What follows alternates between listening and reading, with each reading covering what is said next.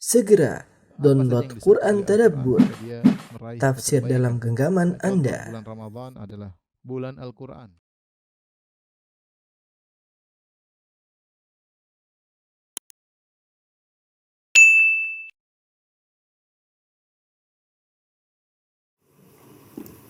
Bismillahirrahmanirrahim. Assalamualaikum warahmatullahi wabarakatuh.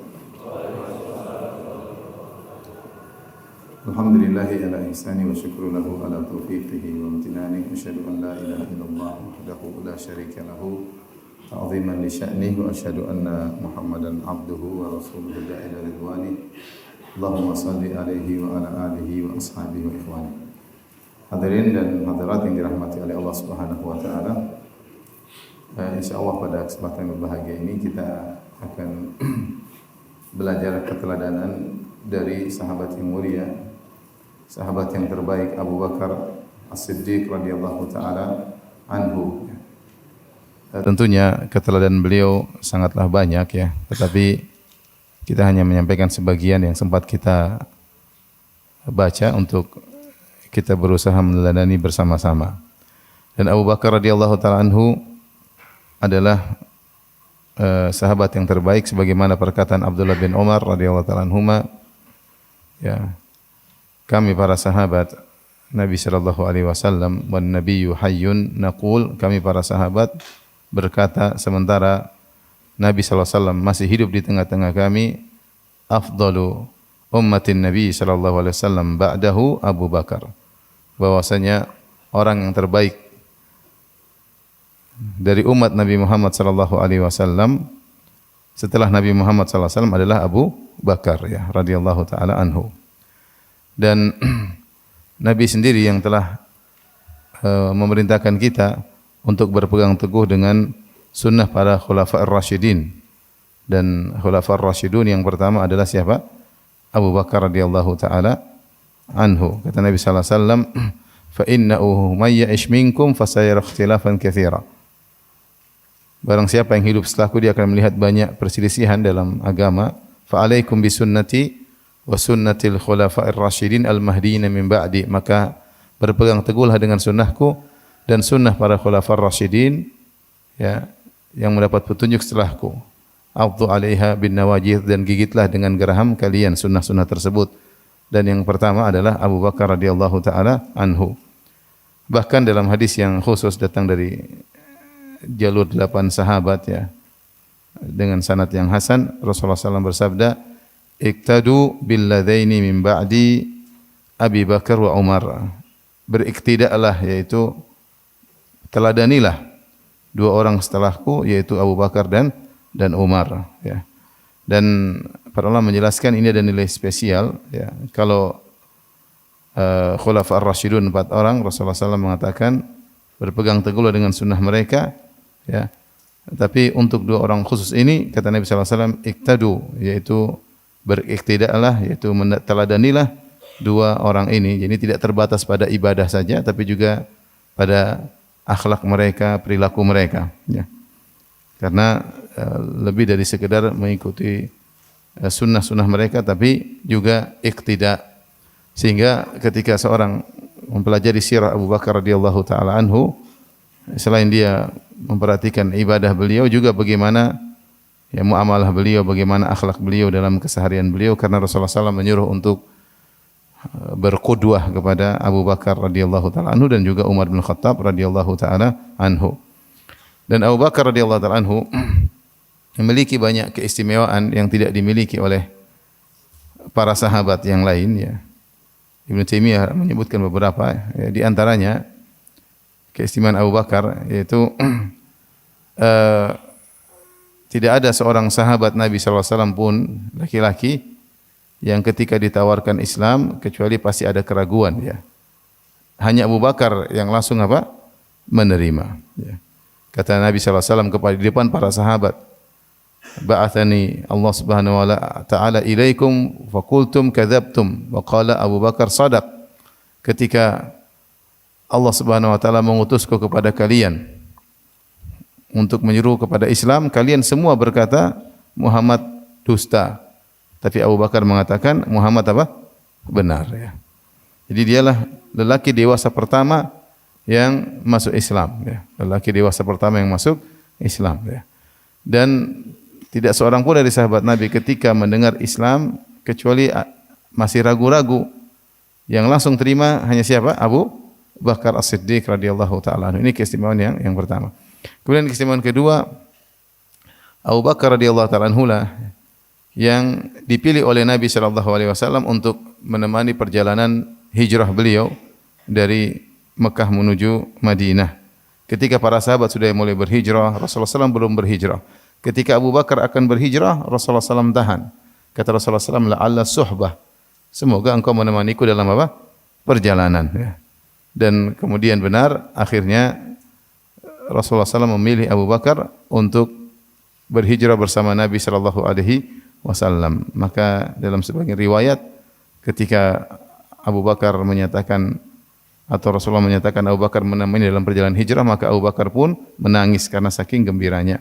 Sehingga Aisyah berkata, aku tidak pernah melihat ada orang yang menangis karena gembira kecuali pada hari itu, yaitu menangisnya Abu Bakar karena gembira menemani Nabi sallallahu alaihi wasallam dalam perjalanan hijrah. Kemudian berikutnya keistimewaan Abu Bakar yang tidak dimiliki oleh para sahabat yang lain, seluruh pembiayaan hijrah, kegiatan hijrah semua terkait dengan Abu Bakar dan keluarganya, ya. Mulai dari yang menemani adalah Abu Bakar, yang menyiapkan makanan adalah Abu Bakar, yang menyiapkan kendaraan adalah Abu Bakar, berhijrah melewati rumah Abu Bakar, ya. Kemudian yang memberi informasi ketika Nabi di Jabal Thawr adalah Abdullah bin Abi Bakar, putranya Abu Bakar. Kemudian yang memberikan susu kepada Nabi SAW ketika Nabi SAW di dalam Gua Thawr adalah budak yang dimerdekakan oleh Abu Bakar. Sehingga semuanya kegiatan hijrah hanyalah dilakukan oleh keluarga Abu Bakar radhiyallahu taala anhu. Di antara keistimewaan Abu Bakar yang tidak dimiliki oleh yang lainnya, ketika perang Badar, maka para sahabat sedang berperang, maka Rasulullah SAW meminta Abu Bakar untuk menemani beliau untuk berdoa di Al-Arish. Al-Arish itu semacam bangunan kecil yang kemudian dikasih atap sederhana. Disitulah Rasulullah SAW berdiam bersama Abu Bakar. Yang biasanya bangunan tersebut digunakan untuk mengawasi peperangan. Karena Rasulullah SAW adalah panglima perang, maka beliau di situ mengawasi. Tetapi yang menemani Rasulullah SAW di situ hanyalah siapa? Abu Bakar, dan mereka berdua berdoa kepada Allah agar Allah memenangkan kaum muslimin dalam perang Badar. Sebagaimana ketika Nabi SAW berdoa, kemudian mengangkat kedua tangannya, Rasulullah SAW terus berdoa hingga akhirnya rida selendang beliau jatuh. Sementara Abu Bakar radhiyallahu anhu sudah selesai berdoa dan Rasulullah SAW belum selesai berdoa. Maka ketika selendang Nabi SAW jatuh, Abu Bakar pun mengambil selendang tersebut, kemudian memasangkan kembali ke pundak Nabi SAW. Dan Abu Bakar berkata, ba'dha munasyadatika ya Rasulullah, wahai Rasulullah, sebagian doamu sudah cukup, sungguhnya Rabbmu akan mengabulkan doamu. Tapi Rasulullah SAW terus berdoa. Rasulullah SAW berkata, Allahumma ya Allah anjiz wa'adak, Allahumma in tahlik hadhil isabah falan tu'bad. Ya Allah, penuhilah janjimu ya Allah, seandainya kami binasa dalam perang Badar ini, maka engkau tidak akan diibadahi. Dan akhirnya kaum muslimin pun menang. Tapi yang menakjubkan, yang menemani Nabi untuk berdoa siapa? Abu Bakar. Tentunya Nabi memilih orang yang terbaik untuk menemani beliau berdoa dalam kondisi yang sangat genting yang Allah sebut dengan Yaumul Furqan, hari pembeda, yaitu perang Badar. Kemudian di antara keistimewaan Abu Bakar radhiyallahu taala yang tidak dimiliki oleh sahabat-sahabat yang lain, bahwasanya beliaulah yang ketika Rasulullah SAW sakit, Rasulullah SAW menyuruh beliau menjadi apa? Imam, ya. Ketika Rasulullah SAW sakit di mana beliau meninggal dunia, Rasulullah SAW bersabda, "Muru Abu Bakrin falyusalli bin nas." Perintahkanlah Abu Bakar untuk mengimami manusia, ya, mengimami orang-orang.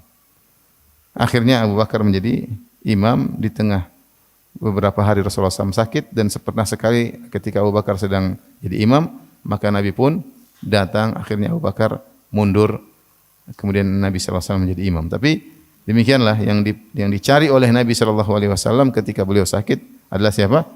Abu Bakar radhiyallahu taala anhu. Kemudian di antara keistimewaan Abu Bakar yang tidak dimiliki yang lainnya, dialah satu-satunya sahabat yang diizinkan oleh Nabi SAW untuk berinfak dengan seluruh hartanya. Berinfak dengan seluruh hartanya.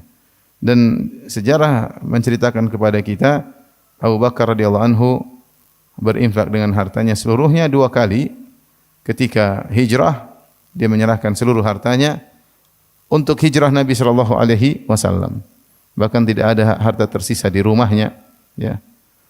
Sampai ketika ayah Abu Bakar datang marah, ya, karena Abu Bakar itu Abu Quhafa yang masih kafir ketika itu, kemudian menegur putri-putri Abu Bakar, apakah Abu Bakar tidak meninggalkan harta buat kalian?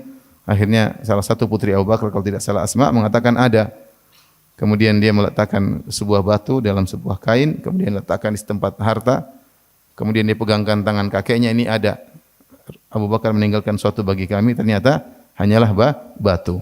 Artinya Abu Bakar benar-benar mengeluarkan hartanya seluruhnya dalam hijrah. Demikian juga kedua kali ketika Abu Bakar radhiyallahu taala anhu mengeluarkan seluruh hartanya ketika perang Tabuk, ya. Ketika perang Tabuk, Rasulullah SAW memotivasi para sahabat untuk bersedekah sebagaimana disebutkan oleh Umar bin Khattab radhiyallahu taala anhu. Ya, amarna Rasulullah SAW bersedekah. Rasulullah SAW memerintahkan kami untuk bersedekah. Fa wafaqa dzalika malan indi. Kebetulan saya lagi punya harta. Dan kata Umar bin Khattab, kalau aku bisa mengalahkan Abu Bakar dalam beribadah, maka saat inilah aku akan mengalahkan Abu Bakar. Faji'tuhu binisfi mali, maka aku pun datang menemui Nabi sallallahu alaihi wasallam dengan membawa setengah hartaku. Maka Rasulullah SAW berkata, "Ma tarakta li ahlik, apa yang kau sisakan tinggalkan untuk keluargamu?" Kata Umar bin Khattab radhiyallahu taala anhu, "Mithlahu, seperti ini, aku tinggalkan setengah hartaku, setengah buat engkau ya Rasulullah buat perang Tabuk dan setengah buat keluargaku." Faja'a Abu Bakrin bimalihi kullihi. Tiba-tiba Abu Bakar datang dengan menginfakkan seluruh hartanya. Faqala Rasulullah sallallahu alaihi wasallam, "Ma tarakta li ahlik?" Rasulullah SAW berkata, apa yang kau sisakan untuk keluargamu? Maka Abu Bakar berkata, ya taraktu abqaitu lahumullaha wa rasulah. Aku tinggalkan bagi mereka Allah dan Rasulnya. Dan Rasulullah SAW tidak protes, karena demikianlah Abu Bakar sudah terbiasa ya berinfak dengan seluruh hartanya. Berbeda dengan sebagian sahabat, ketika hendak berinfak dengan seluruh hartanya ditegur oleh Nabi sallallahu alaihi wasallam atau tidak diperbolehkan. Seperti Ka'ab bin Malik radhiyallahu taala anhu ketika beliau bertaubat, dalam kisahnya yang masyhur ketika beliau terlambat atau tidak ikut perang Tabuk, maka kemudian beliau pun dihajar, diboikot oleh kaum muslimin selama 50 hari. Kemudian turunlah ayat menerima taubat mereka, wa ala thalathati alladziina khulifu, dan kepada 3 orang yang ditangguhkan keputusan mereka, dan akhirnya Allah terima taubat mereka. Kemudian Ka'ab bin Malik datang kepada Nabi sallallahu alaihi wasallam. Beliau berkata, "Ya Rasulullah, fa inna min taubati." Ya Rasulullah, di antara taubatku aku akan menyerahkan seluruh hartaku di jalan Allah Subhanahu wa taala. Kata Nabi, "Jangan. Tinggalkan sebagian apa? Untukmu." Ya. Karena tidak sama antara iman Abu Bakar dengan iman siapa? Dengan iman Ka'ab bin Malik radhiyallahu taala anhu, ya. Wallahu alam, apakah Rasulullah mengizinkan Abu Bakar untuk berinfak dengan seluruh hartanya hanya tinjauan kepada Abu Bakar atau juga meninjau kepada keluarga Abu Bakar radhiyallahu taala anhu? Karena seorang laki berinfak seluruh hartanya tidak mudah. Mungkin dia kuat, mungkin keluarganya enggak kuat. Makanya ketika Sa'ad bin Abi Waqqas ingin berinfak dengan seluruh hartanya ketika dia sakit, ketika habis Fatu Makkah dan dia sakit, dia berkata, "Ya Rasulullah, hal atasaddaq bi thulutsai mali?" Ya Rasulullah, apakah aku boleh bersedekah dengan 2/3 hartaku? Kata Rasulullah, tidak boleh. Ini Abu Sa'ad bin Abi Waqqas. Kemudian fasyatar, setengah ya Rasulullah? Kata Rasulullah, enggak. Fasuluth, 1/3, kata Rasulullah SAW, fasuluth wa thulutsu katsir. 1/3 itu sudah banyak. Jadi Sa'ad bin Waqqas pun tidak diizinkan kecuali berinfak berapa? 1/3. Kemudian Rasulullah mentaklil, Rasulullah SAW menjelaskan kenapa. Rasulullah SAW, "Innaka, sungguhnya engkau tidaklah meninggalkan warasatan agniya khairun ya min an taraktahum alatan yatakaffafun nas."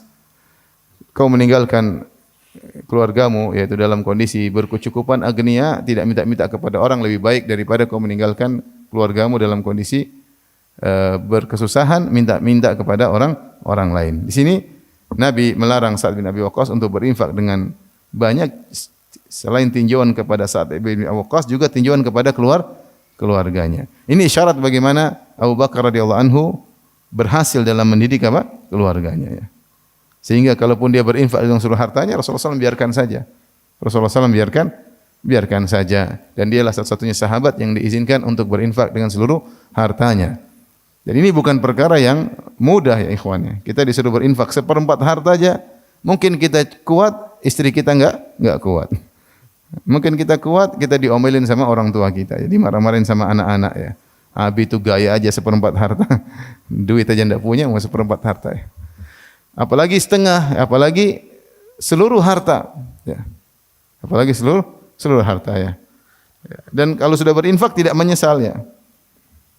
Karena saya pernah ditanya oleh seorang, kasih pertanyaan, Ustaz saya kemarin infak banyak sekali, terprovokasi, saya menyesal Ustaz, boleh ambil kembali enggak? Jadi tidak gampang infak seluruh harta. Sebagian orang berinfak kemudian menyesali infaknya tersebut. Dia menyesal telah beramal soleh. Ini di antara keistimewaan Abu Bakar radhiyallahu taala anhu, tentunya masih banyak keistimewaan beliau. Ya. Dan pada kesempatan kali ini kita akan menyampaikan segelintir atau sedikit dari keteladanan beliau yang mungkin bisa kita sampaikan. Di antara keteladanan Abu Bakar radhiyallahu taala anhu, ya.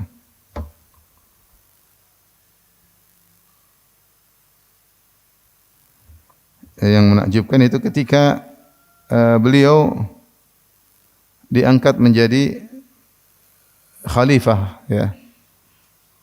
Diangkat menjadi khalifah. Abu Bakar radhiyallahu anhu ketika diangkat menjadi khalifah, ada khilaf di kalangan para ahlu sunnah. Apakah beliau menjadi khalifah ada nas dari Nabi, itu Nabi yang tunjuk, ataukah tidak ada nas? Karena dalam sebagian sabda-sabda Nabi isyarat bahwasanya beliau menjadi khalifah kalau wafatnya Nabi sallallahu alaihi wasallam. Seperti tadi, iqtadu bil ladaini min ba'di, Abi Bakar wa Umar, ya. Teladanilah atau berkodwalah kepada dua orang setelahku, Abu Bakar dan Umar, ya. Rasulullah isyarat seakan kalau saya meninggal yang jadi khalifah siapa? Abu Bakar, kemudian siapa? Umar.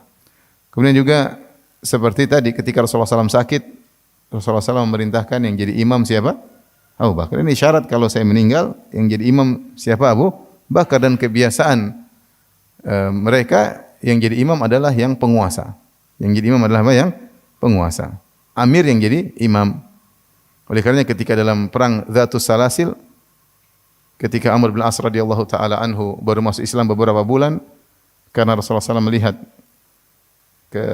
kehebatan Amr bin As padahal baru beberapa bulan masuk Islam, maka Rasulullah SAW menyuruh dia menjadi amir pasukan. Kemudian disuruh berangkat dengan ratusan sahabat. Kemudian di antara anak buah pasukan tersebut ada Abu Bakar, ada Umar, ada sahabat dari kalangan Muhajirin dan seterusnya. Tetapi ketika salat yang jadi imam Amr bin As. Padahal dia baru beberapa bulan masuk apa? Masuk Islam. Sementara di belakang dia ada kaum Ansar, kaum Muhajirin. Tapi mereka tidak polos karena mereka tahu kebiasaan jadi imam adalah pemimpin. Nah, ketika Nabi sakit sallallahu alaihi wasallam, sakit tersebut mengantarkan kepada wafatnya beliau, yang disuruh jadi imam siapa? Abu Bakar, ya. Abu Bakar. Isyarat bahwasanya Abu Bakar yang menjadi khalifah kalau beliau meninggal dunia. Demikian dalam satu hadis juga ada seorang bertanya kepada Nabi sallallahu alaihi wasallam, kemudian dia bertanya lagi, "Ya Rasulullah, kalau saya datang kok tidak ada, siapa yang saya temui?" Kata Nabi sallallahu alaihi wasallam, "Abu Bakar." Ya.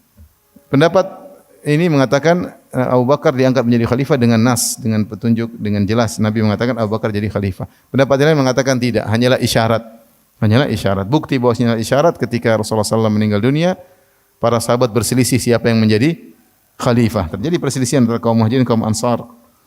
Kaum Ansar mengatakan kami menjadi khalifah. Kata Muhajirin enggak, kami jadi khalifah, kalian menjadi penolong khalifah. Dan akhirnya semua sepakat mengangkat Abu Bakar sebagai khalifah. Wallahu ta'ala bisawab, tapi intinya Abu Bakar akhirnya diangkat menjadi khalifah dengan kesepakatan para sahabat. Ketika diangkat menjadi khalifah, beliau mengatakan, inni qad wullitu wa lastu bi khairikum. Sungguhnya aku diangkat menjadi wali, menjadi khalifah dan aku bukanlah yang terbaik di antara kalian. Ya. Artinya Abu Bakar ketika diangkat dia pun merendah dan dia tidak merasa dirinya yang terbaik. Hanya saja mereka yang memilih beliau, ya. Beliau tidak pernah memilih diri beliau sendiri, tapi para sahabat sepakat untuk mengangkat beliau dan beliau mengatakan walastu bi khairikum, dan aku bukanlah yang terbaik di antara kalian. Kalau aku salah maka perbaiki, kalau aku benar maka bantulah aku. Lihatlah bagaimana dia menjalankan kekhilafahan, ya. Benar-benar Abu Bakar radhiyallahu taala anhu berjuang dalam menjalankan pemerintahan, ya. Dan ketika beliau menjalankan pemerintahan, ya, beliau tidaklah, ini yang luar biasa, beliau tidaklah, karena beliau harus berhenti kerja untuk ngurusi kaum muslimin, dan beliau mengambil dari Baitul Mal secukupnya, yang cukup buat dia dan apa? Keluarganya. Kalau ada kelebihan maka beliau kembalikan. Karena dalam Islam Baitul Mal, harta negara adalah milik rakyat seluruhnya. Tidak ada perbedaan antara saya dengan kamu. Semua dalam penggunaan harta tersebut derajatnya sama. Derajatnya sama. Dan bukan milik penguasa sama sekali. Penguasa hanya diizinkan untuk menggunakan untuk kepentingan negara, dan dia boleh mengambil secukupnya untuk kepentingannya dan keluarganya. Untuk kepentingan dan keluarganya. Abu Bakar asalnya dia tidak ingin mengambil dari Baitul Mal karena dia bekerja, namun kesibukan yang luar biasa. Apalagi di zaman beliau merintah 2 tahun dan banyak orang-orang yang murtad. Banyak nabi-nabi palsu muncul dan beliau harus mengirim pasukan ke sana kemari. Akhirnya beliau tidak bisa lagi bekerja dan beliau akhirnya terpaksa makan dari Baitul Mal secukupnya untuk dia dan keluarganya. Dan ini juga yang merupakan fikih dari Umar bin Khattab radhiyallahu taala anhu, ya. Beliau berkata, "Inni anzaltu nafsi min malillahi bimanzilati waliyil yatim.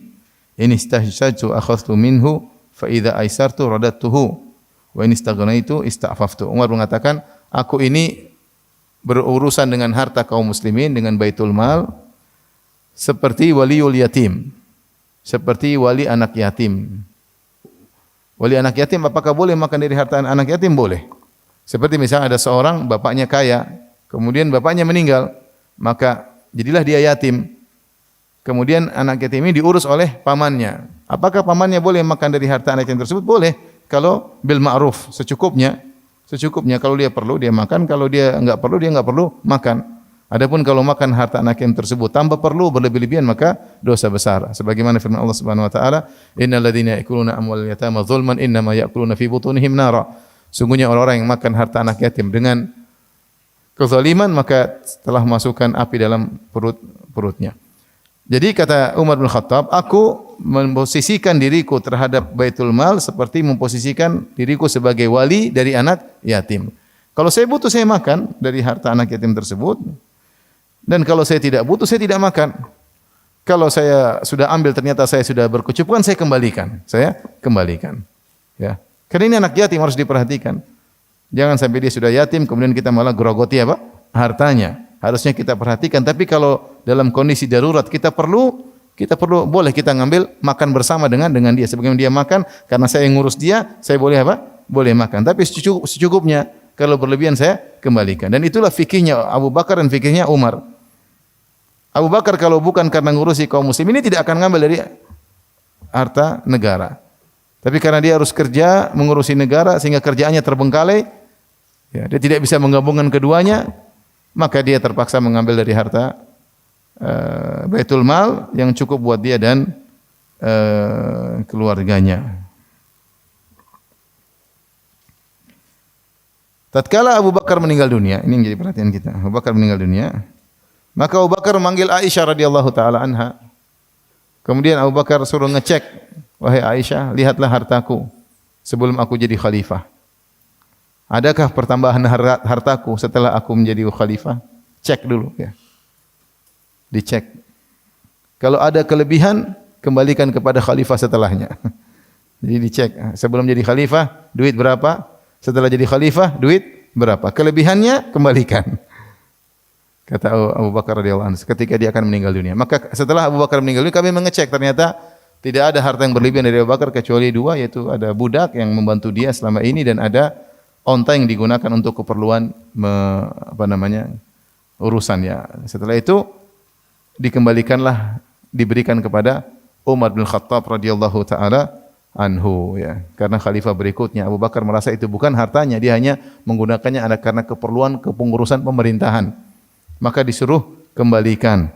Ketika dikembalikan harta tersebut kepada khalifah berikutnya itu Umar bin Khattab radhiyallahu taala anhu, maka Umar pun menangis dan dia berkata, rahmatullahi ala Abi Bakar. Laqad at'aba man ba'dahu ta'ban syadidan. Ya, sungguh semoga Allah merahmati Abu Bakar, dia telah melelahkan khalifah selanjutnya. Artinya Abu Bakar ketat dalam mengurusi harta kaum muslimin, tidak mudah. Dan ini adalah tugas bagi khalifah-khalifah selanjutnya. Ini contoh bahwasanya Abu Bakar radhiyallahu anhu ketika mengurusi kaum muslimin benar-benar dia niatkan ibadah untuk mencari pahala dan boleh menggunakan harta kaum muslimin seperlunya, secukupnya sesuai dengan kebutuhannya, dan jika berlebihan dia kembalikan. Karena harta negara adalah harta rakyat, maka tidak boleh seorang menggunakan seenaknya. Dalam fikih kalau seorang petugas negara kemudian mengambil harta berlebihan tidak sesuai dengan apa yang diberikan, maka dia disebut harta tersebut gulul. Gulul yaitu harta yang haram dan ini adalah dosa besar. Taib, ini di antara keteladanan Abu Bakar, yaitu beliau sangat wara sehingga kalau ada harta yang berlebihan beliau kembalikan kepada milik kaum muslimin ya. Taib, di antara keteladanan Abu Bakar radhiyallahu anhu, beliau adalah orang yang sangat mudah bergaul ya, sangat mudah bergaul. Disebutkan Abu Bakar radhiyallahu anhu adalah orang yang ahli nasab dan beliau adalah pedagang kaya raya sehingga beliau sering berinteraksi dengan masyarakat, sering kesana kemari. Sehingga di antara manfaat beliau suka bergaul ini, ketika Nabi SAW masuk mendakwahi Abu Bakar dan Abu Bakar masuk Islam, maka Abu Bakar pun memikul beban dakwah bersama Nabi SAW dan beliau dengan dakwah beliau akhirnya 5 orang yang dijamin masuk surga masuk Islam dengan berkat Abu Bakar. Di antaranya siapa? Abdurrahman bin Auf di antaranya, Talha bin Ubaidillah, kemudian Zubair bin Awam ya. Kalau enggak salah Abu Ubaidah juga ya. Ada 5 orang, Utsman bin Affan di antaranya. Ini 5 orang di antara 10 al-mubasysyiruna bil jannah, al-asyara al-mubasysyiruna bil jannah, 10 orang yang masuk surga. Di antaranya 5 orang berkat dakwah siapa? Abu Bakar. Jadi Utsman masuk Islam gara-gara siapa? Abu Bakar. Abdurrahman bin Auf masuk Islam gara-gara siapa? Abu Bakar. Jadi seluruh pahala Utsman, Abdurrahman bin Auf, ya, Talha bin Ubaidillah, Zubair bin Awam semuanya lari kepada siapa? Abu Bakar radhiyallahu taala anhu. Tidak lain di antara sebabnya beliau adalah orang yang mudah bergaul dan beliau orang senang ngobrol sama Abu Bakar karena beliau pakar nasab. Orang Arab punya perhatian terhadap nasab. Dan beliau sering berinteraksi. Makanya sebagaimana kita sebutkan tadi malam, orang-orang kenal Abu Bakar, di mana-mana dia pergi orang kenal. Sampai ketika beliau berhijrah dengan Nabi sallallahu alaihi wasallam, orang-orang tidak kenal Muhammad sallallahu alaihi wasallam. Sampai orang bertanya kepada dia, "Wahai Abu Bakar, orang kenal. Ini siapa depanmu?" Sehingga Abu Bakar harus melakukan tauriyah dan dia berkata, "Hadza hadin ila tariq." Ini penunjuk jalan. Maksudnya penunjuk jalan menuju surga ya. Orang kenal Abu Bakar radhiyallahu anhu dan orang tidak mengenal Nabi sallallahu alaihi wasallam. Dan ini kepandaian seorang dalam bergaul, dalam berinteraksi digunakan untuk manfaat akhiratnya, di antaranya untuk mendakwahi, memberi masukan orang supaya mengenal sunnah. Manfaat itu kelebihan seorang mampu untuk bertutur kata, bergaul. Ada sebagian orang tidak bisa. Kalau suruh ngobrol bingung dia. A, I, U, E, O bingung dia untuk ngucapin apa, mulai pembicaraan enggak bisa. Diam. Kelebihan seorang diberi kemampuan untuk berinteraksi, ketika dia memiliki kelebihan tersebut gunakan untuk berdakwah, untuk maslahat di akhiratnya ya. Dan betapa banyak orang-orang diberi kelebihan tersebut di kantornya, di ruang tempat kerjanya, di masyarakatnya, sehingga dia mudah membawa banyak orang, memberi pengaruh dalam dakwah. Kemudian di antara keteladanan Abu Bakar radhiyallahu taala anhu ya,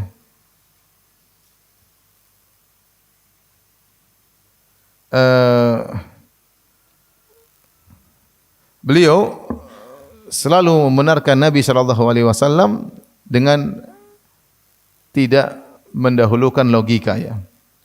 Karena kalau mendahulukan logika manusia dan akal manusia sering kurang. Pokoknya kalau ini dari Nabi pasti benar.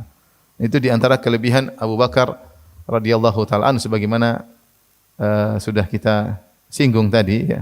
Dan ini diisyaratkan oleh Nabi sallallahu alaihi wasallam. Rasulullah SAW satu hari salat bersama para sahabat. Setelah salat Rasulullah SAW kemudian balik menghadap sahabat. Kemudian Rasulullah SAW berkata, ya, menyampaikan satu hadis. Kata Rasulullah SAW, "Bainama rajulun yamshi bi baqarah idraqibaha." Suatu hari ada seorang berjalan dengan sapinya, kemudian dia naiki sapinya tersebut. Ketika dia naiki sapinya tersebut, maka sapinya protes.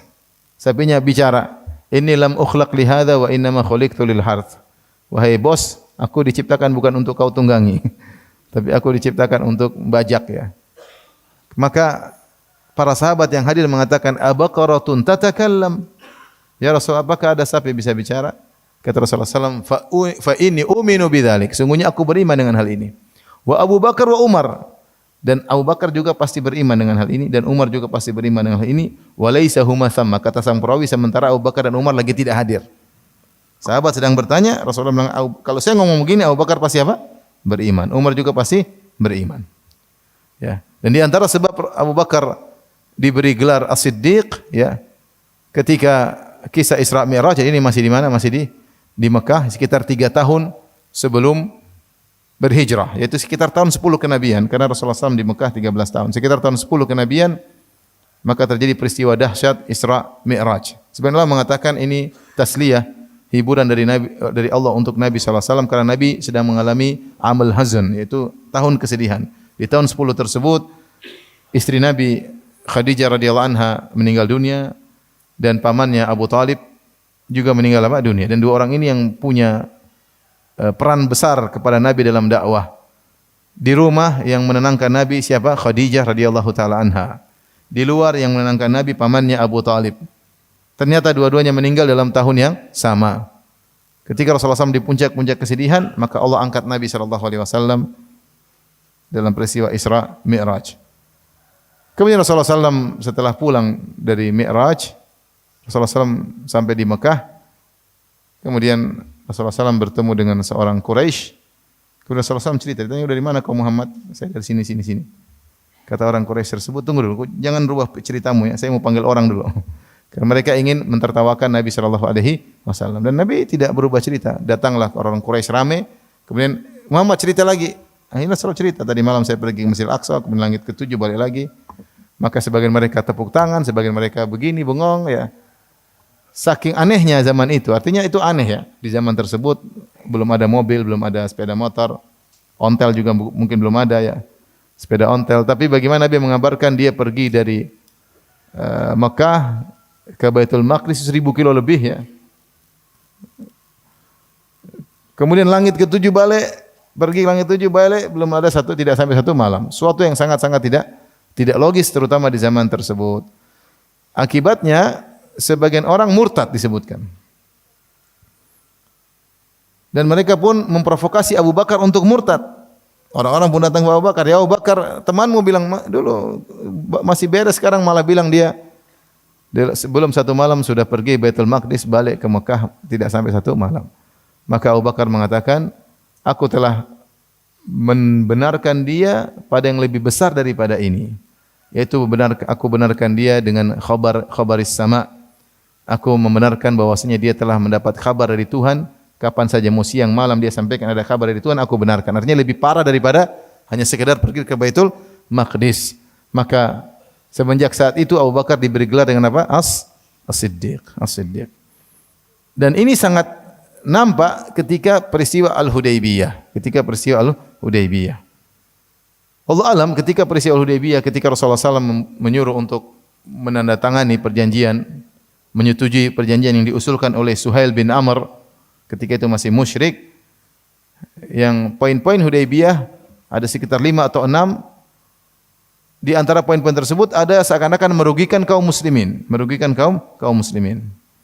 Di antaranya kalau ada orang Islam yang kabur dari Mekah menuju Madinah harus dikembalikan. Harus kembalikan ke Mekah, enggak boleh diterima. Ada mustad'afin, orang-orang yang lemah yang pingin tidak bisa berhijrah. Kapan mereka dapat kesempatan untuk berhijrah ke kota Madinah harus dikembalikan, enggak boleh dibiarkan. Dan sebaliknya kalau ada orang dari Madinah yang kabur menuju Mekah harus dibiarkan, enggak boleh dikembalikan.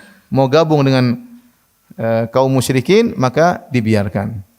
Dan ini sangat menyedihkan kaum muslimin. Ketika baru ditanda tangan, ternyata ada Abu Jandal, ya putranya Suhail bin Amr, baru lari dari kota Mekah, kemudian bawa belenggu, rupanya dia bisa kabur. Dia tahu ada kaum muslim dan dia ingin melemparkan dirinya kepada kaum muslimin untuk dibawa ke kota Madinah. Maka kemudian Suhail bin Amr mengatakan, ini kembalikan. Anaknya sendiri, kembalikan ke kota Mekah. Kata Nabi, ya Suhail, satu ini jangan, biar dia pulang sama kami. Kata Suhail, enggak ada. Kalau enggak ada tanda tangan. Suhail mengatakan, Abu Jandal berkata, wahai kaum muslimin, saya kabur jauh-jauh dari kota Mekah. Kalian kembalikan aku kembali kota Mekah. Mereka akan memfitnah diriku, aku akan memfitnah agamaku. Selamatkan aku. Kata Rasulullah SAW, wahai Abu Jandal, sabar, kembali. Kita sudah terlanjur apa? Tanda tangan. Ini diantara yang membuat para sahabat ngamuk. Sehingga mereka tidak setuju dengan perjanjian tersebut, ya. Hampir seluruhnya tidak setuju. Tidak disebutkan ada sahabat yang setuju ketika itu kecuali Abu Bakar radhiyallahu taala anhu, ya. Sampai saya lupa seorang sahabat mengatakan, ittahimu ra'yakum. Curigailah pendapat kalian. Sungguh kami ketika Yaum Abi Jandal, ketika peristiwa Abu Jandal itu peristiwa Hudaybiyah, ya, kami tidak setuju dengan Nabi sallallahu alaihi wasallam karena menggunakan apa? Logika. Karena menggunakan logika. Di antara yang tidak setuju atau kurang setuju adalah Umar bin Khattab radhiyallahu anhu. Artinya para sahabat berharap Nabi rubah pendapat. Berharap Nabi rubah pendapat. Maka datanglah Umar bin Khattab kepada Nabi sallallahu alaihi wasallam dengan berkata, "Ya Rasulullah, alasna 'alal haqq wa hum 'alal batil?" Bukankah kita di atas kebenaran dan mereka di atas kesesatan? Alaysa qatlana fil jannah wa qatlahum fin nar? Kalau kita berperang dengan mereka, kita mati, kita masuk surga. Kalau mereka mati, mampus masuk neraka. Kata Rasulullah, benar. Falima nu'tid daniyata fi dinina? Ngapain kita mengalah ya Rasulullah? Kita perang aja sama mereka. Enggak ada perjanjian-perjanjian, perang aja. Mati sudah selesai masuk surga. Mereka mati mampus. Kata Rasulullah sallallahu Inni Rasulullah la walastu a'sih. Aku adalah utusan Allah dan aku tidak akan membangkang kepada Allah Subhanahu wa taala. Umar berkata, "Ya Rasulullah, bukankah engkau mengatakan kita akan tawaf? Bukan kita keluar?" Rasulullah mimpi bosnya mereka tawaf. Kemudian mereka keluar untuk umrah. Dan itu perkara yang menjengkelkan para sahabat karena sudah berjalan dari kota Madinah menuju Mekah 450 kilo dan sudah sampai pada Hudaybiyah. Hudaybiyah itu tinggal 20 kilo lagi sudah lihat Ka'bah. Jadi mereka sudah berjalan 420 kilo. Terus suruh pulang lagi. Ini jengkel kan? Terus ada tadi Abu Jandal yang harus dikembalikan. Akhirnya Rasulullah mengatakan, iya kita akan tawaf. Apakah aku berkata tahun ini? Kata Umar, enggak. Kita akan tawaf. Tapi nanti, bukan sekarang. Tahun depan. Akhirnya Abu Bakar, Umar pun beliau masih berharap Rasulullah SAW merubah pendapat. Akhirnya Umar pergi ke Abu Bakar dengan pertanyaan yang sama. Ya Umar, ya Abu Bakar. Bukankah kita sekebenaran? Kata Abu Bakar, benar. Bukankah mereka sekebatilan? Kata Abu Bakar, benar. Bukan kalau kita mati kita masuk surga, kalau mereka mampus masuk neraka? Kata Abu Bakar, benar. Ya. Kenapa kita mengalah? Kata Abu Bakar dengan perkataan yang sama dengan Nabi, innahu Rasulullah. Sungguhnya Muhammad utusan Allah. Dan dia tidak akan membangkang perintah Tuhannya. Jadi dari sekian kejadian tersebut rata-rata sahabat tidak terima karena mereka menggunakan logika mereka. Maka timbullah istilah di kalangan para sahabat mengatakan ittahimu ra'yakum. Curigailah akal kalian dalam mensikapi keputusan-keputusan Nabi sallallahu alaihi wasallam. Sungguh kami benar-benar ketika itu di zaman Abu Jandal kami tidak langsung menjalankan perintah Nabi. Dan Nabi sudah suruh cukur rambut kalian, potong kambing, kita gagal umrah, kita balik. Sahabat enggak ada yang kerjain satu pun enggak ada. Sampai Rasulullah SAW pun agak marah, kemudian beliau bertemu dengan istrinya Ummu Salamah radhiyallahu anha, baru Ummu Salamah memberi solusi, udah Anda keluar aja, enggak usah ngomong sama siapapun, cukur rambut, potong onta. Akhirnya Rasulullah SAW sudah cukur rambut, potong onta, semua sahabat segera melakukannya karena mereka tahu Rasulullah SAW tidak akan berubah pendapatnya karena Rasulullah sendiri sudah cukur apa? Rambutnya. Selama Rasulullah SAW belum cukur rambut, tunggu dulu. Mungkin siapa tahu bisa perang. Sabar, suruh enggak. Jadi di situ nampak bagaimana sahabat menyadari bahwasanya ketika itu mereka menggunakan logika mereka. Nah, ini kita ngapain perjanjian seperti ini? Kita bakalan kalah, kita dirugikan. Sudah capek, pergi jauh-jauh suruh pulang. Nanti kalau ada yang kabur dari Madinah harus dikembalikan. Tapi ternyata yang diputuskan oleh Nabi SAW itu yang lebih tepat. Sehingga Allah menamakan perjanjian Hudaybiyah tersebut dengan Fathan Mubina. Inna fatahna laka Fathan Mubina. Sungguhnya kami telah memberikan kemenangan bagi engkau wahai Muhammad dengan kemenangan yang nyata, dan di balik perjanjian tersebut banyak sekali manfaatnya. Tapi intinya seorang kalau sudah datang hadis Nabi SAW maka hendaknya apa? Terima. Ya. Sampingkan akal kita enggak sampai, banyak hal yang akal kita enggak sampai. Kalau datang kabar dari Nabi SAW dan konsekuensi dia seorang Rasul, dia menyampaikan kabar dari langit, konsekuensinya kita benarkan kabar tersebut. Jangan mengedepankan logika sehingga kita tolak hadis Nabi SAW. Ya. Kita tolak berita dari Nabi SAW. Ya. Terkadang makanya Allah melarang, ya ayyuhalladzina amanu la tuqaddimu baina yadayillahi wa rasulih wattaqullah. Wahai orang yang beriman, janganlah kalian mendahului Allah dan Rasulnya. Ya. Di antara tafsiran yaitu kalau sudah datang terima. Dan jangan dalam hati, coba kalau kadang-kadang dalam hati, coba kalau sunnahnya enggak begini, coba kalau begini boleh. Coba kalau semua alat musik haram kecuali piano misalnya. Maksudnya ada aja kadang-kadang dalam hati itu kayak tidak terima semuanya, tapi itu salah. Yakinlah itu apa? Salah, ya. Ya.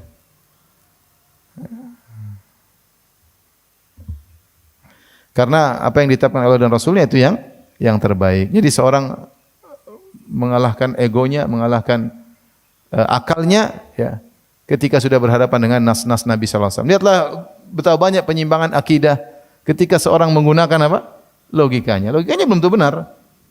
Ketika dipaparkan dengan logika para ulama Ahlussunnah, logika mereka kalah. Tapi ketika itu mereka merasa terpukau dengan logika mereka, sehingga akhirnya mereka memalingkan makna-makna yang benar dari ayat-ayat tentang akidah. Dan akhirnya timbullah perpecahan, pertikaian di antara kaum muslimin. Kemudian di antara contoh ini juga berkaitan dengan tunduk kepada dalil adalah bagaimana sikap Abu Bakar mendahulukan dalil daripada perasaan, menundukkan dalil daripada perasaan. Kapan nampak ini? Ketika wafatnya Nabi SAW. Ketika Nabi SAW wafat, di antara yang tidak terima adalah Umar bin Khattab radhiyallahu taala anhu. Umar marah, Umar ngap. Kita Umar, siapa yang tidak tahu tentang hebatnya Umar bin Khattab radhiyallahu taala anhu, ya. Yang beliau sangat bertakwa kepada Allah Subhanahu wa taala. Tapi ketika Nabi SAW meninggal dunia, perasaan beliau tidak bisa menerima, ya. Beliau menyangka bahwa Rasulullah SAW hanya sementara dan akan bangkit kembali, dan tidak menerima Nabi meninggal dunia. Bahkan ketika beliau berbicara, tidak ada yang berani bantah. Semua takut. Semua takut. Dan Abu Bakar ketika Rasulullah SAW meninggal, dia masih di kampungnya. Dia datang terlambat. Maka beliau SAW datang, kemudian beliau mencium dahi Nabi SAW. Dia berkata, "Tibta hayyan wa mayyitan." Engkau baik ya Rasulullah ketika masih maupun sudah meninggal dunia. Kemudian dia pun datang menuju lokasi para sahabat dengan Umar, sementara Umar terus berbicara. Akhirnya Abu Bakar kemudian berbicara dengan menyampaikan ayat. Jadi beliau mendahulukan ayat daripada perasaan. Kata beliau bahwasanya Nabi SAW sudah meninggal karena Allah berfirman, "Innaka mayyitun wa innahum mayyitun." Sungguhnya kau akan meninggal sebagaimana mereka juga akan meninggal. Beliau bacakan firman Allah, "Ma kana Muhammadun illa wa ma Muhammadun illa rasulun qad khalat min qablihi rusul afa imma ta'au qutilan qalabatum ala aqabikum." Tidaklah Muhammad kecuali hanyalah seorang rasul, dan sebelumnya sudah banyak rasul-rasul yang lain. Bukankah rasul-rasul sebelumnya meninggal dunia? Ya juga Muhammad juga rasul seperti mereka. Umar berkata, seakan-akan saya baru pertama kali dengar ayat tersebut, maka beliau pun tersungkur jatuh di atas lutut beliau. Baru pertama kali mendengar ayat tersebut. Sehingga para sahabat semuanya mengulang-ulangi ayat tersebut. untuk menekankan hati mereka bahwasanya benar-benar Nabi sallallahu alaihi wasallam sudah apa? Meninggal dunia. Wa ma Muhammadun illa rasulun qad khalat min qablihi rusul afa immata aw qutilan qalabatum ala aqabikum. Mereka ulang ayat tersebut. Muhammad adalah seorang rasul sebagaimana yang rasul-rasul yang telah berlalu, dia akan meninggal dunia. Tapi ketika itu para sahabat begitu cintanya kepada Nabi, perasaan mereka goyang ya. Dan Abu Bakar yang datang menguatkan bahwasanya dalil menunjukkan Rasulullah SAW akan apa? Meninggal dunia. Ini penting. Karena terkadang kita berhadapan dengan permasalahan, terkadang kita mendahulukan perasaan daripada apa? Dalil. Salah. Tetap dalil harus didahulukan daripada perasaan. Ya. Dan jangan sampai berfatwa dengan dalil. Sebenarnya orang masa begitu saja haram. Nah, itu kadang-kadang perasaan. Masa gitu aja haram. Ya udah. Masa gitu aja haram. Enggak apa-apa lah begitu aja masa haram. Pakai perasaan kadang-kadang. Ya, ini bahaya fatwa dengan apa? Perasaan. Dan ini hati-hati, ini sih bukan perasaan sepele, ini perasaan penting. Banyak orang atau sebagian orang berfatwa, "Oh, itu enggak boleh seperti ini." Enggak boleh. Kita bilang enggak boleh, boleh itu hukum Allah. Enggak boleh kita melarang ini, melarang anu pakai perasaan. Misalnya orang misalnya pakai baju mahal misalnya. Kita perasaan enggak boleh pakai baju gitu, haram. Kita masa orang Islam pakai baju kayak kita antum ngomong begitu pakai dalil atau tidak atau pakai perasaan, hati-hati. Beda kalau kita bilang sebaiknya jangan, sebaiknya enggak pantas lah. Sebaiknya beda dengan bilang apa? Haram. Haram hukum syar'i. Enggak boleh kita bilang haram kemudian tidak pakai apa? Dalil, hanya pakai perasaan. Hati-hati, ini nampak dari sebagian dai seperti itu. Saya lihat ya sudahlah. Mereka niatnya baik tapi jangan sampai pada derajat bilang apa? Haram. Kalau bilang sebaiknya atau kurang pantas itu masih oke lah. Dulu para salaf dahulu mereka sering mengucapkan haram dengan makruh, sering. Imam Ahmad dalam beberapa fatwanya perkara yang bilang makruh. Kenapa dia bilang makruh? Karena sebenarnya mengatakan beliau tidak mendapati nas haram dalam permasalahan tersebut. Sehingga beliau untuk waraknya beliau mengatakan apa? Makruh, yaitu dibenci ya, karena takut mengatakan itu apa? Haram. Oleh karenanya ketika dalam kehidupan sehari-hari, ya, kalau memang boleh, kalau kita bilang, kalau memang haram kita bilang haram, tapi jangan kita mengharam-haramkan yang dibolehkan ya. Hati-hati ya, waspada karena kita mungkin ingin yang terbaik, akhirnya kita pakai perasaan, kemudian kita bilang apa hukumnya? Hukumnya haram ya. Lihatlah bagaimana ahli ibadah yang berfatwa dengan perasaannya ketika ada orang telah membunuh 99 orang. Ini berkata, "Wahai fulan, apakah saya masih bisa bertobat karena saya sudah bunuh 99 orang?" Maka ahli ibadah ini karena enggak punya ilmu, dia bilang enggak bisa. Sudah 99 enggak bisa. Kalau mungkin 1 2 3 mungkin boleh. 99 enggak bisa. Akhirnya dibunuhlah 100. Enggak bisa, udah kau sekalian. Apa bedanya kalau tidak bisa mending bunuh 100 bini 99 kau sekalian saya bunuh. Nah, ini waspada ikhwan, hati-hati. Kadang-kadang kita ikhwan ini lihat sebagian orang kita mungkin enggak pas dengan dia, terus kita bilang haram. Tunggu dulu, bilang haram harus pakai apa? Dalil, jangan pakai perasaan.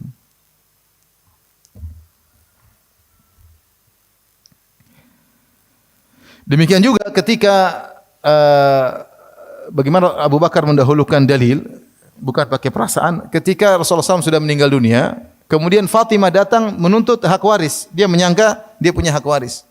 Dan Rasulullah SAW sangat sayang kepada kerabat Nabi SAW. Bahkan Abu Bakar sangat sayang kepada kerabat Nabi SAW. Bahkan dalam riwayat dia berkata, "La qarabatu Muhammadin SAW ahabbu an asil min qarabati." Atau kama qala Abu Bakar.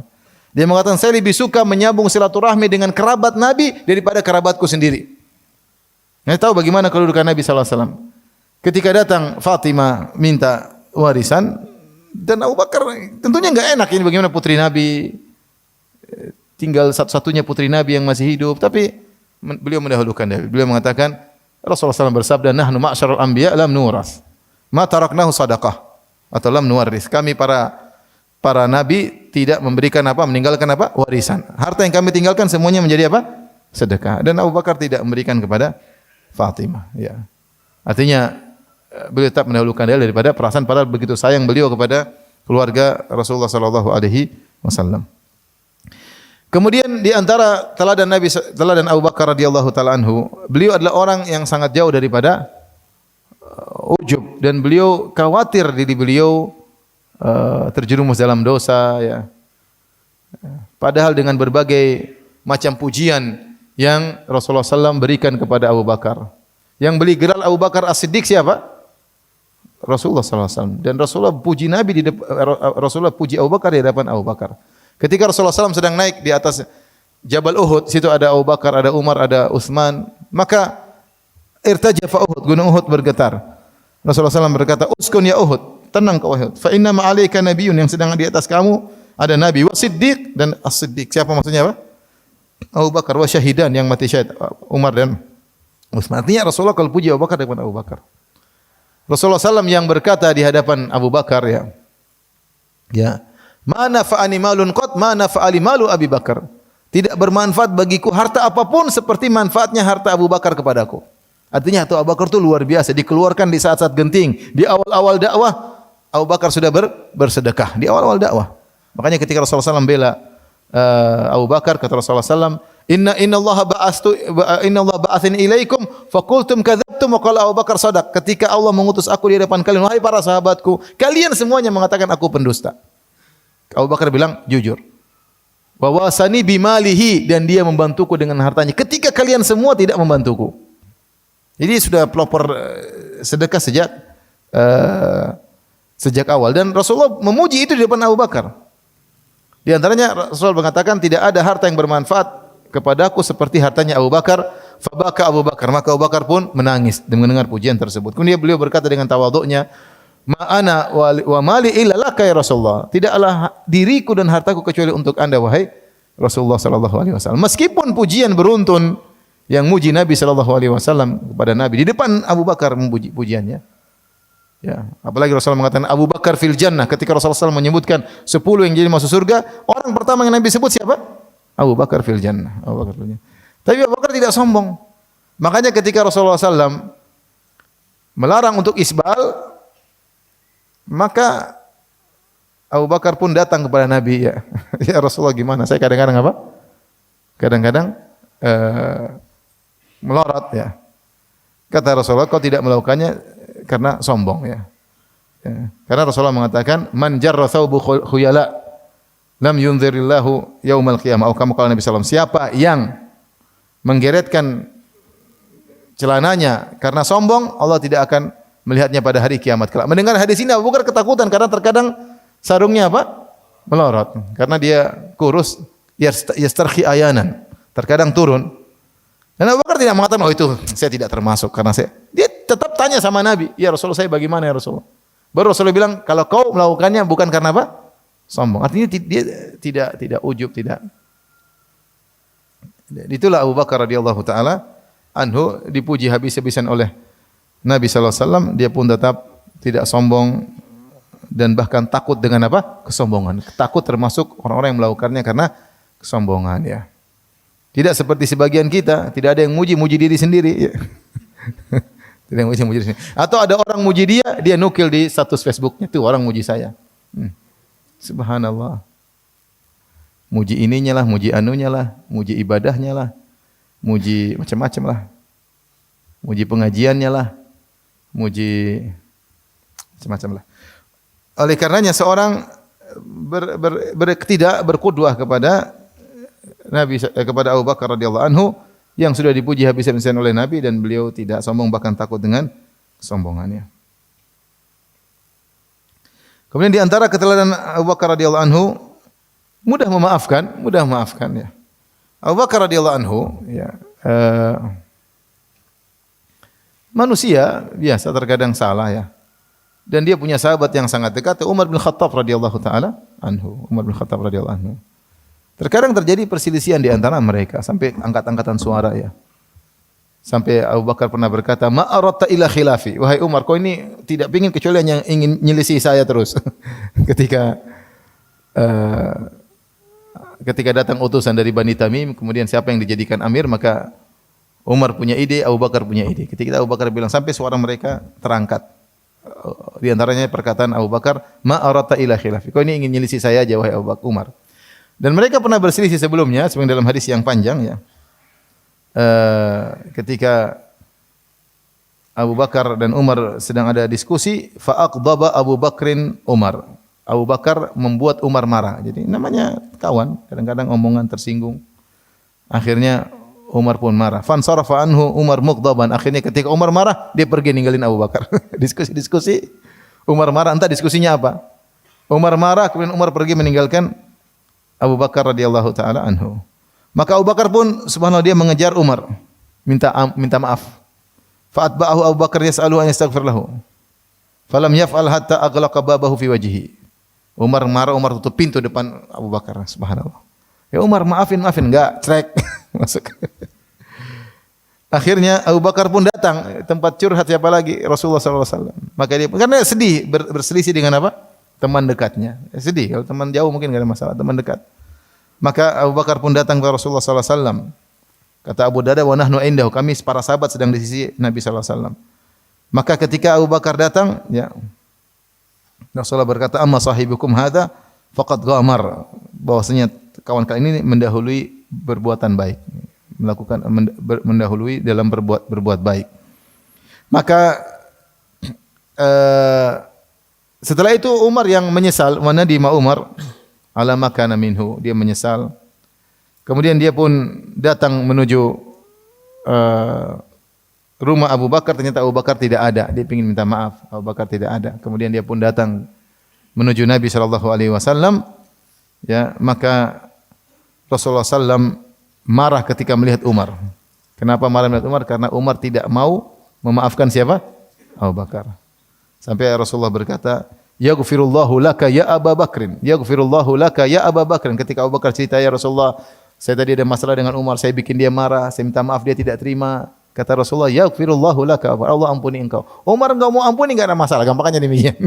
Umar enggak mau maafin, enggak ada masalah. Allah ampuni kamu, sampai Rasulullah berulang. Rasulullah mengatakan, menegaskan. Tapi Abu Bakar sedih. Ketika Umar datang, Rasulullah SAW pun marah. Ketika itu Abu Bakar sadar bahwasanya Rasulullah SAW marah sama Umar, maka Abu Bakar pun minta agar Rasulullah reda sama Umar. Artinya dia membela Umar. Dia mengatakannya, Rasulullah, la ana kuntu azlam. Ya Rasulullah, saya yang menzalimi Umar, saya yang buat dia marah. Ya Rasulullah, ya Rasulullah. Tapi Rasulullah tetap aja marah sama siapa? Umar. Ya. Artinya dia bukannya, rasain lo, masalah. Tapi dia malah apa? Ingin agar Rasulullah apa? Tapi Rasulullah bukan apa? Rasulullah ingin kasih pelajaran siapa Abu Bakar. Bagi Rasulullah, Umar adalah teman terbaik bagi beliau, sebagaimana Abu Bakar teman terbaik. Tapi ketika ada perbandingan, Abu Bakar jauh lebih hebat daripada siapa? Umar. Dan mereka harus tahu kedudukan Abu Bakar radhiyallahu taala anhu. Ya. Maka Rasulullah berkata, ya, Allah yang tadi saya sampaikan, Allah mengutusku, kalian semua bilang dusta. Abu Bakar mengatakan apa? Benar. Dan ketika kalian tidak ada yang bantu aku, dia yang bantu aku dengan hartanya. Rasulullah mengatakan, hal antum tariku li sahibi? Bisakah kalian meninggalkan temanku, jangan ganggu dia karena aku? Fama udhiya ba'da dzalik, tidak ada yang lagi berani korek-korek Abu Bakar setelah itu. Karena dibela oleh siapa? Rasulullah sallallahu alaihi wasallam. Tapi intinya Abu Bakar langsung membela, bukan maafkan Umar, bahkan membela siapa? Umar. Agar Rasulullah SAW tidak marah sama Umar bin Khattab radhiyallahu taala anhu, dia maafkan Umar. Sebagaimana juga kisah yang masyhur tentang Mistah, ketika kisah hadisatul ifk, ketika Aisyah dituduh berzina oleh Mistah, padahal Mistah adalah kerabat Umar, kalau tidak salah sepupunya atau anak bibinya, intinya kerabat dekat kerabat dekat Abu Bakar As-Siddiq radhiyallahu anhu, dan dia miskin, dan Abu Bakar senantiasa memberi nafkah kepada dia karena dia miskin.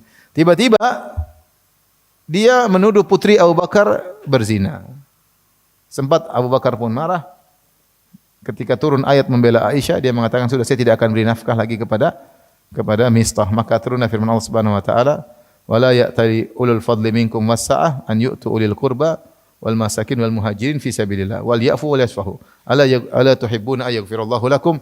Hendaknya janganlah seorang diberi kelapangan harta dan memiliki kemuliaan, ya, untuk bersumpah tidak memberikan nafkah kepada karib kerabat, ya. Apakah kalian suka jika diampuni oleh Allah? Akhirnya Abu Bakar pun mengatakan, aku ingin diampuni oleh Allah, maka dia pun maafkan kerabatnya tersebut. Taib. Ini mungkin sedikit yang saya sampaikan tentang Abu Bakar As-Siddiq radhiyallahu taala anhu, semoga bermanfaat. Wallahu taala alam bisawab. Demikian saja. Subhanakallah bihamdik asyhadu an la ilaha illa anta astaghfiruka wa atubu ilaik. Assalamualaikum warahmatullahi wabarakatuh.